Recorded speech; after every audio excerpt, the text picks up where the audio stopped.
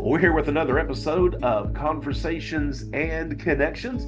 We're the official podcast of the Family Crisis Center of East Texas. I'm Stuart Burson, the prevention coordinator for the agency. And today on the show, we have Drew Crecente.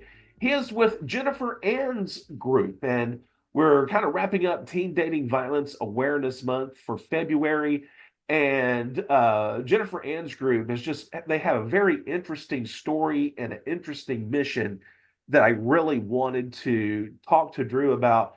So, Drew, first of all, thank you so much for taking some time out. You're in, is it Atlanta, right? Yes, I'm in Atlanta, and thank you, Stuart, for having me. I really appreciate this opportunity. Yeah. So I just really think what you're doing is great. And I kind of want to start things off by see if you just tell me a little bit about the background of what exactly the mission of Jennifer Ann's group is. Certainly. So, Jennifer Ann's group, our primary focus is the prevention of teen dating violence. And as so often is the case with a nonprofit organization that has the name of a person in it, this organization also is rooted in tragedy. Yeah. And so Jennifer Ann is my daughter. And when she was a senior in high school, she was killed by her ex-boyfriend. Jennifer is my only child. And so not only did I lose my wonderful daughter, but I also did lose my identity and my purpose as a parent. I knew very, very little about teen dating violence, even though I considered myself to be a very informed parent. And so a primary goal of ours is to make sure that other parents and other families do not have to go through the tragedy that we've gone through. Sure. Well, and I guess with a lot of things, it's a great cause. It's a great foundation you've set up. Unfortunately, the reasons behind you set it up are tragic, and it is a sad situation. I don't know if you're familiar with One Love. They're an organization that kind of has a similar mission and a similar foundation story. And we do a lot with One Love as far as their programming goes. So, I don't know how much detail you want to give. By all means, I want to be respectful of you and Jennifer Ann's memory. But what prompted you to get this off the ground and get started? I know you kind of gave a synopsis of that. Um, one question I guess I have, this young man that your daughter was dating prior to him killing her, did you have any were there any red flags? Was there anything about him that kind of prompted you to question his motives of dating your daughter or his personality or anything like that?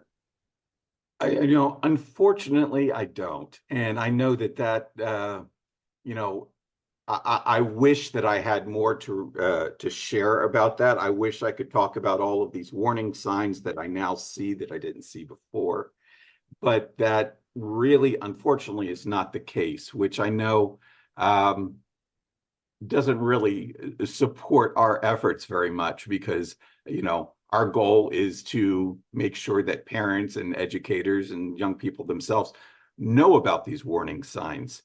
But I will say one thing that I did know. One thing that I did notice was that this was a person who was quite dishonest. He had a history of being dishonest.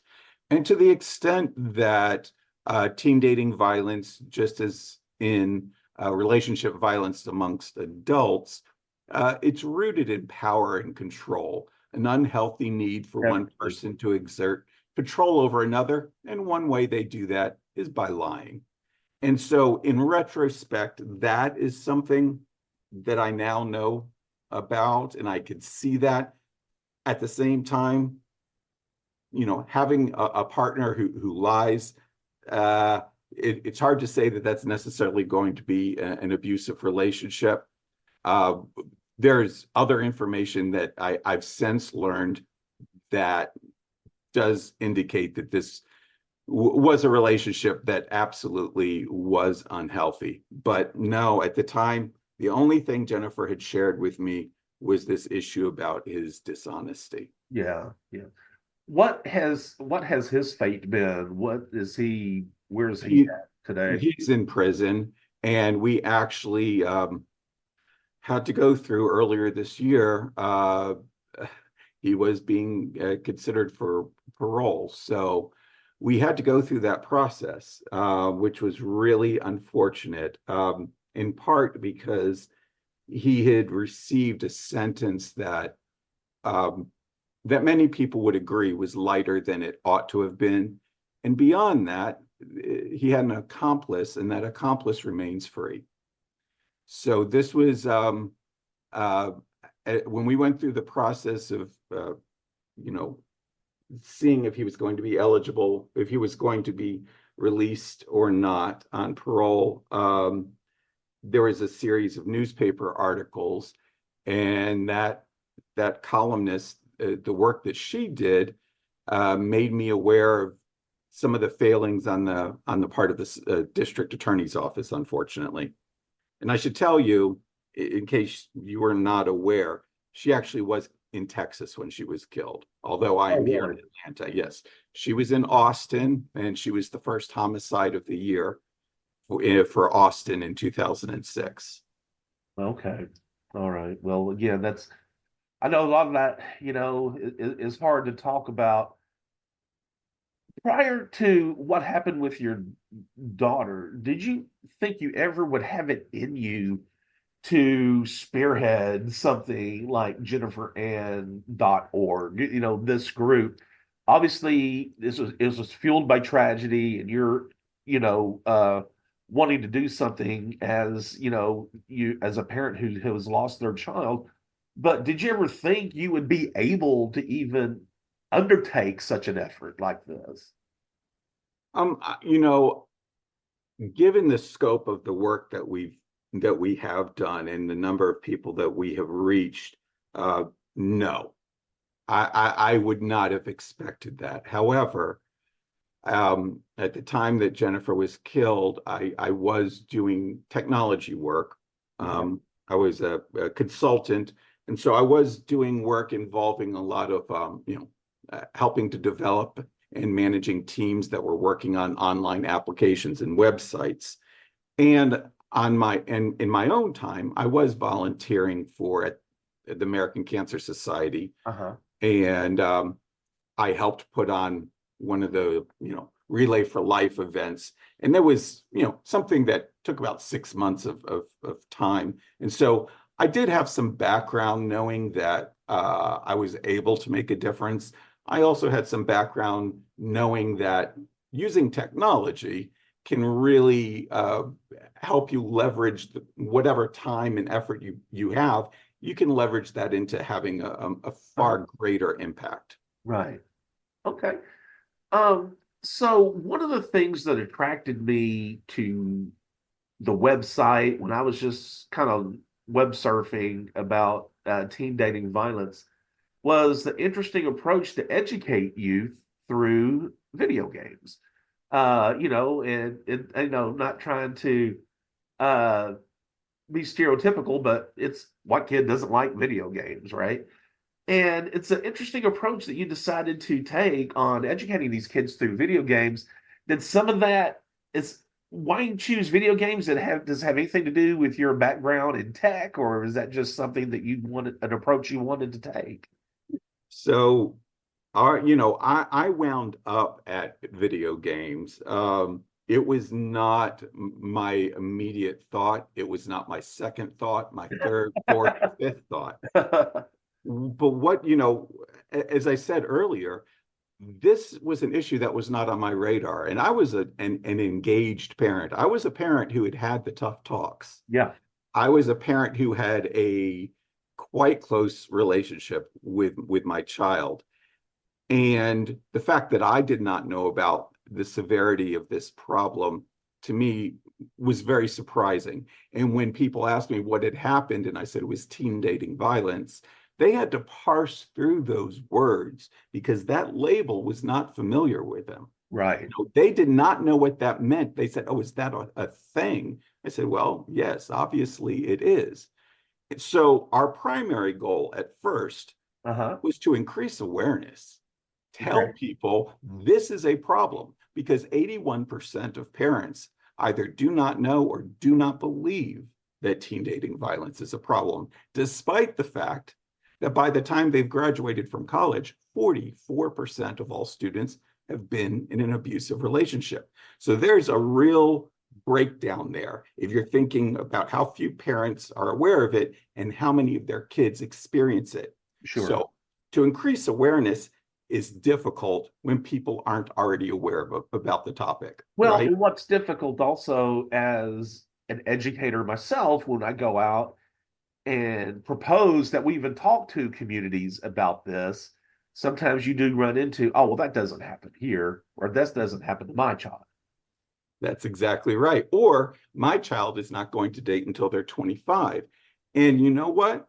If you're trying to convince them that actually your child is probably already dating and isn't comfortable being honest with you, then you're having the wrong conversation. You're Right. not talking about what you need to be talking about.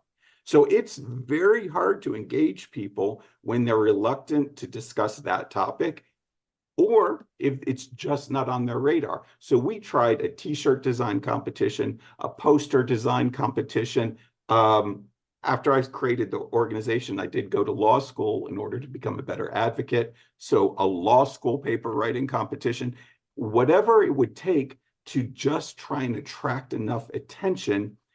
And all of those were, marginally successful. Okay. And one of the things actually that worked best was we created plastic cards, essentially just like a credit card. And on one side, it had the 10 warning signs of a potentially abusive Uh-huh. relationship. And we partnered with it was before the National Teen Dating Violence Awareness, Prevention Hotline was available. Okay. So the helpline wasn't available yet, but we worked with them to come up with the warning signs. And I said, boy, it would be great if we had a phone number that they could call. They said, well, you can't tell anybody this, but in February, we will have a helpline. We got the funding for that. I said, can I promote that number? They said, absolutely. So we gave them a number and we gave them the warning signs. Those cards were very successful.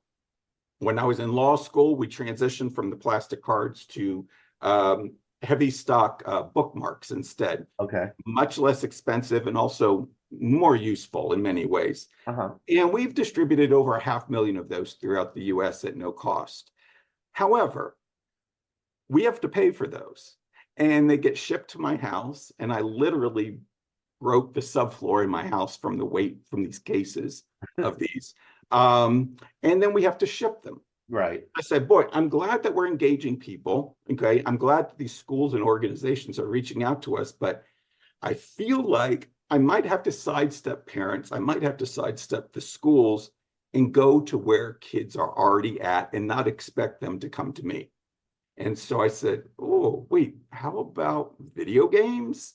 With a big question mark at the end of that. And I said, you know what? We've tried all these other things, so let me try this. So that was in 2008. Okay. I did not know, although I have a background in technology, creating a video game at that time required much more technical skills than it would today. So I didn't know how to create this game. I did not have the budget to hire a team. And frankly, I did not know what that game should look like. But I said, the world is full of clever, creative people that will have good ideas. And so we created a game design challenge. The fundamental rule is that you cannot have any on-screen depictions of violence, because we did not want to encourage revenge games. We Right. did Of not want course. to take the Hollywood route of having something terrible happen. Instead, we said, can you create a video game about teen dating violence without using any violence in the game itself? And that first year, we offered $1,000 as the first place prize. We got game design experts, professors from universities that teach game design. We got people in the game industry, journalists and reviewers. And then we also had psychologists and subject matter experts. So we had a group of people who reviewed the games, came up with a winning game. And I think the concept itself was intriguing enough that we got a fair amount of media coverage by doing this. Okay. And so I considered that first year to be a success. And we said, let's try this another year. And now here we are 16 years later doing it again. Wow. And we have produced over the years over 70 of these pro-social video games. Not all of them have been released. We don't release the games until we feel that they're ready to be Uh-huh. released. Once we get them in, as I said, we have experts that look at them. First of all, we are very trauma informed. We recognize that people who might be drawn to these games are people who have more likely than not already experienced some form of trauma. So we're very aware of that and we need to be respectful of it. We also need to make sure the content is accurate and that the game is, although it might not always be fun, it needs to be compelling enough for them to play it.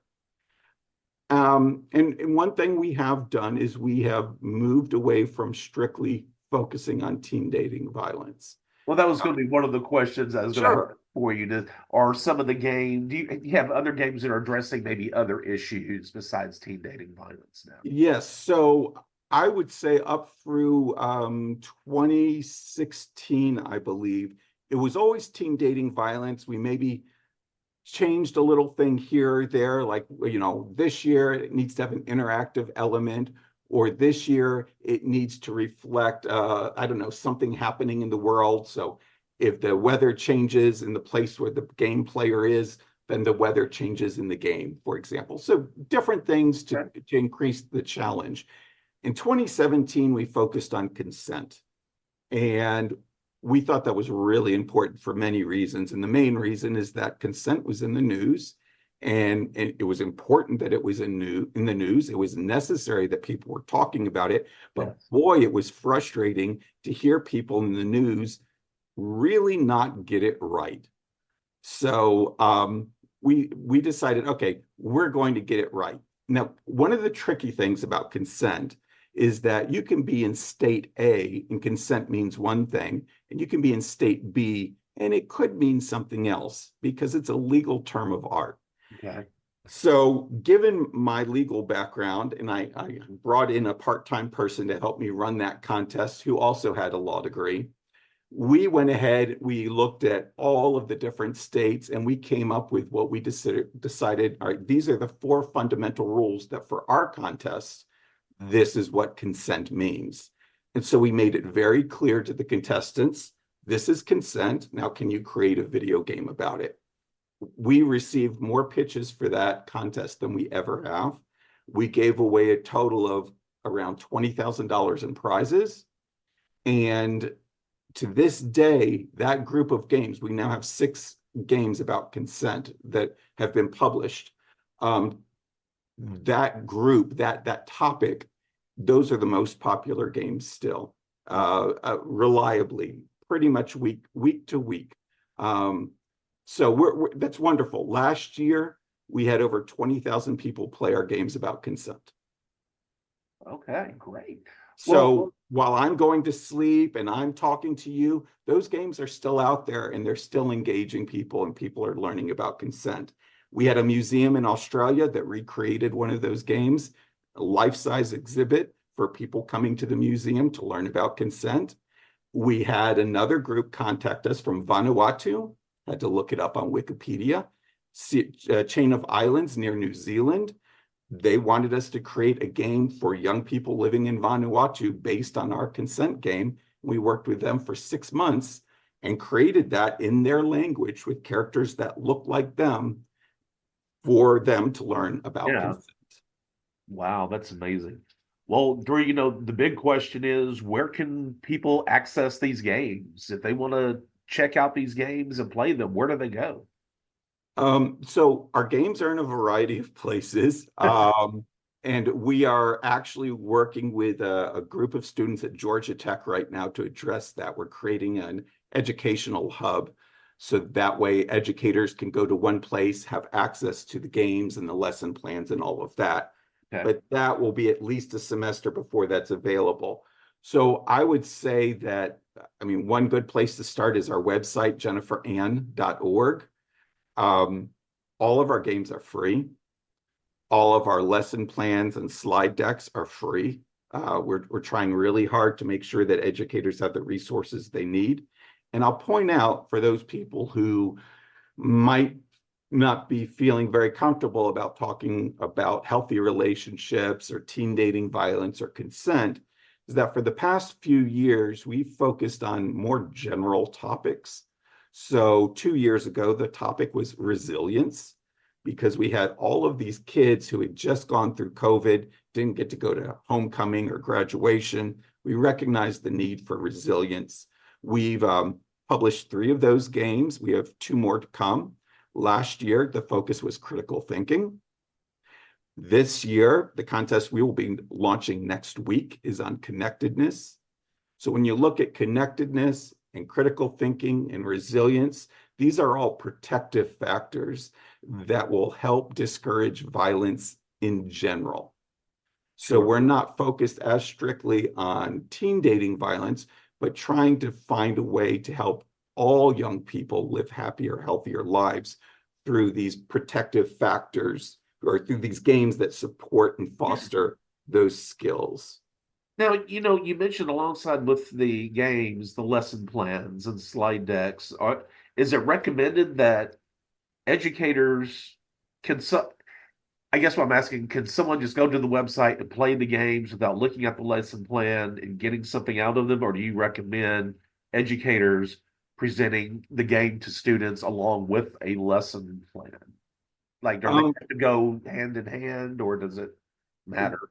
we would say it would really be up to the educator. We have lesson plans for, I think, maybe 5 of the games. So we still have to create far more lesson plans and slide decks Yeah, because we have many more games than we have the resources. And the reason we did it, though, is that I was wondering why educators weren't using the games in the classrooms. And somebody said, well, do you have lesson plans? So I went online. I said, all right, let's write some lesson plans. And after about 8 hours of research, I said, okay, let's hire an educator to create some lesson plans because that was not my skill set. And right. I figured I needed to find somebody who knew how to do it. So we did do that with a game called Honeymoon, and actually playhoneymoon.com is the website. And that's a game about healthy relationships. We hired an educator, a Houston-based educator, who wrote over 30 pages of lesson plans for that game. And we pilot tested it at EPISD, the El Paso Independent School District. And those teachers and counselors who used the games along with the lesson plans loved it, absolutely loved it. Awesome. But it's not very easy to get into a school system. So we're really not going and calling on schools. We're much too small to do that. Instead, what we're doing is we're just telling people these resources exist. Once states begin to start teaching these topics, we want them to know that they don't have to spend thousands of dollars to go off for a seminar for a weekend or for a special notebook or whatever it is they Right. might be paying for. The games are free, the lesson plans, the slide decks are free because we're mission focused. We're obviously not profit focused. Okay, great. Before I let you go, is there anything else you want to make sure we touch on in this conversation? Anything else related to jenniferann.org or your mission or just anything you want our listeners to know about? I think what I would say is just as much as we do not want to think these things are going to happen to people that we care about, um, I would compare it to a fire drill. When we're in elementary school or middle school and we have that fire drill, obviously we're not we're hoping there will never be a fire. And just because you're going through the fire drill doesn't mean that there will be a fire. But you really do want to have a safety plan. You really do want to talk to your kids You want to come up with a code word that they can use if they're on the phone and they're in danger. If they use this code word, they know somebody's listening. Also, they need to memorize a couple of phone numbers. We all have mobile phones, and I don't know about you, but I know like two phone numbers, Right. mom's and mine. And it used to be that we That's all a knew lot all these different phone now. numbers. And one of the things that happens, an abuser will take your phone. And at the most dangerous time, if you don't have that phone and you're able to get away and you get to a phone, Yes. obviously you can call 911, but memorize some phone numbers, have a conversation with your kids. And if you don't know how to have that conversation, look at our games, find a game that resonates with you. And if it resonates with you, ask your kid to play it this weekend. And don't sit there and watch them when they play it. Let them play it. And when Yeah. they're done playing it, the two of you come together. You can then have a conversation about the game, about the characters in the game, so that they're not feeling judged, and that here you're having a conversation about a topic that you didn't think you'd be able to address. All right. Drew Crecente, thank you so much for taking some time out all the way from Atlanta to talk to us about Jennifer Ann's group. And if you want to know more about this organization, just go to their website, jenniferann.org. Thank you so much again, sir. I appreciate your time, and thanks for carving out some time to be with us today. I thank you, Stuart. I greatly appreciate this opportunity. I think we need more people like you and your organization that are sharing this important information about the prevalence and dangers of teen dating violence. Thank you again. All right. Thank you, sir. So again, it's jenniferann.org. And as always, I like to close out the show. If you believe you need our services from the Family Crisis Center, you can call our toll-free 1-800 hotline. That's 1-800-828-7233. Also, subscribe to Conversations and Connections. You can do that via Spotify, Apple Podcasts, Google Podcasts, pretty much any service of your choice. And if you would like to make a donation, go to our website, FamilyCrisisCenterofEastTexas.com. There at the bottom left, you'll see a donate button. Click on that if you'd like to make a monetary donation to help survivors of relationship violence. Remember, be the voice, if not for you, for someone else.